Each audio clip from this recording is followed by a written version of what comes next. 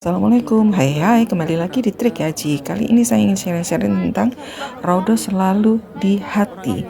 Maksudnya gimana? Maksudnya adalah kalau kita ibadah haji ataupun umroh ya, pasti kita pada saat kita masuk ke Masjid Nabawi di Madinah, maka kita ingin sekali yang namanya sholat di Raudhah.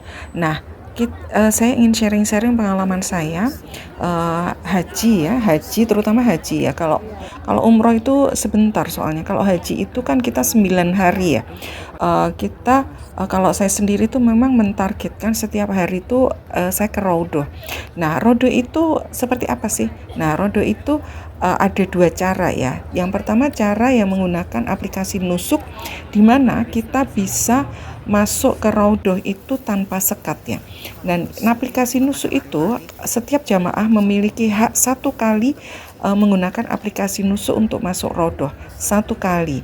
Jadi nanti kita akan, kalau untuk haji ya, itu akan diatur dengan jadwal kloter mana, hari apa, jam berapa. Dan masuk Raudhah menggunakan aplikasi ini sangat tertib.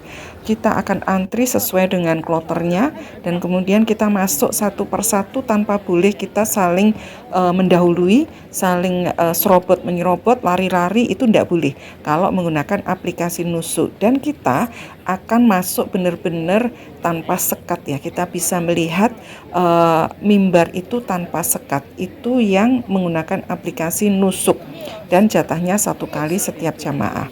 Yang kedua adalah tidak menggunakan aplikasi nusuk.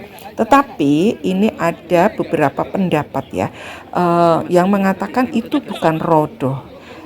Tetapi saya sendiri itu sangat senang ya. Jadi tanpa aplikasi ini, yang kata orang itu bukan Raudhah, bagi saya itu tetap menyenangkan ya.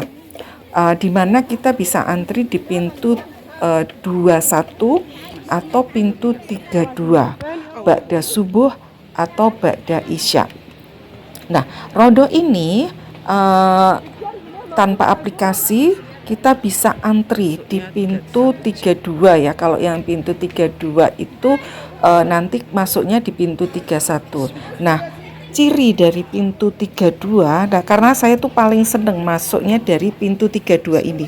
Pintu 32 ini sedikit ya, dia tuh seperti gang gitu ya. Jadi di situ memang batasi. Jadi biasanya askar itu mengatakan no Raudhah gitu. Tetapi kita ya masuk aja di situ, ngantri. Nanti kita akan melihat banyak orang mengantri di situ, dan itu kayak gang gitu ya. Kalau di video TikTok ini juga ada.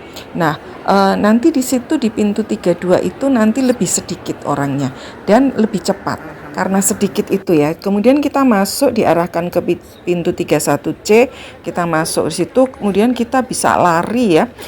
Lari ini maksudnya adalah kita kita berusaha mencari tempat sholat paling depan meskipun ada sekat warna putih ya. Tetapi di balik sekat itu mimbar. Jadi biasanya kalau saya itu, kalaupun saya dapat agak belakang, kemudian saya sholat sunnah, kemudian saya beranjak masuk maju sampai akhirnya saya benar-benar di depan sekat. Nah, di situ saya sholat lagi minimal 8 rakaat gitu ya. Kemudian setelah itu saya mundur, kemudian saya cari tempat yang lebih lega, tetapi saya masih bisa sholat di situ, masih bisa baca doa, baca Quran, karena di situ tidak akan diusir-usir. Tempatnya tidak terlalu jauh dari sekat itu, tetapi di situ tuh lebih longgar ya, karena lebih leluasa dan kita bisa berdoa sepuas-puasnya di situ. Dibandingkan kita di depan sekat itu, karena kita akan diusir-usir.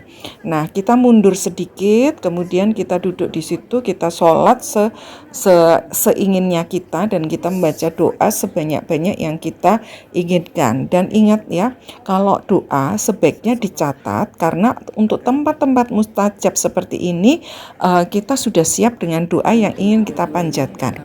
Kemudian satu lagi pintu 22 atau 2122.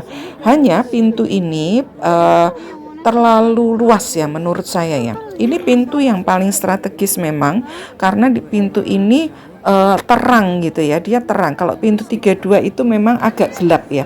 Tetapi kalau pintu 21 ini terang, kemudian banyak sekali jamaah putri ahwat yang akan masuk di situ dan orangnya sangat banyak. Nah, pintu 22 ini nanti kita akan banyak menunggu. Jadi setiap step-step itu kita banyak menunggu. Jadi kita akan menunggu di toilet 227. Itu bisa lama ya, bisa 1 jam ya untuk menunggu sterilisasi tempat di pintu 2122 itu. Karena itu adalah tempat sholatnya ikhwan ya, laki-laki, sehingga disterilkan dulu, baru setelah steril kita diperbolehkan masuk. Hanya pintu 2122 itu sangat lama ya, menunggunya sangat lama. Nanti kita di luar kita menunggu, kemudian kita masuk juga kita menunggu lagi, menunggu orang-orang yang masih sholat di raudhah. Kalau mereka sudah diusir gitu ya, bergantian maksudnya, baru step berikutnya diperbolehkan, begitu seterusnya ya. Memang di pintu 2122 ini lebih terang, lebih kelihatan kalau orang sedang antri raudhah dan lain sebagainya. Di situ lebih banyak orang dan antrinya juga banyak. Nah, saya lebih suka masuk dari pintu 31 atau 32 itu. Meskipun pintu itu dari kami, kebetulan hotel saya itu di pintu 310, untuk mencapai di pintu 32 itu cukup jauh ya, cukup jauh. Yang paling dekat memang di pintu 21, tetapi saya memang lebih suka ke pintu 32 itu.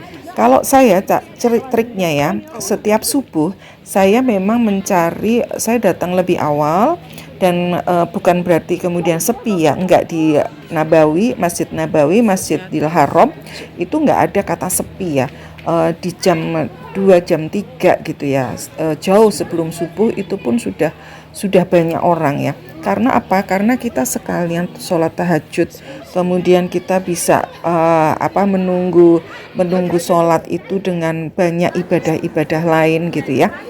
Sehingga subuh itu kita rata-rata memang jarang kita dapat di dalam kalau kita datangnya jam 3. Sehingga kita kalau mau di dalam memang datangnya harus lebih awal lagi. Kemudian saya lebih suka juga kalau memang saya mau ke raudhah, saya akan jalan lebih jauh lagi sampai dengan tempat sholat wanita yang mendekati pintu 32. Jadi saya biasanya ke situ ya. Biasanya di sekitaran pintu 30 gitu-gitu ya. Lebih enaknya memang di luar ya. Kita sholatnya memang di luar itu lebih enak menurut saya sih ya. Kemudian kita bisa masuk dan antri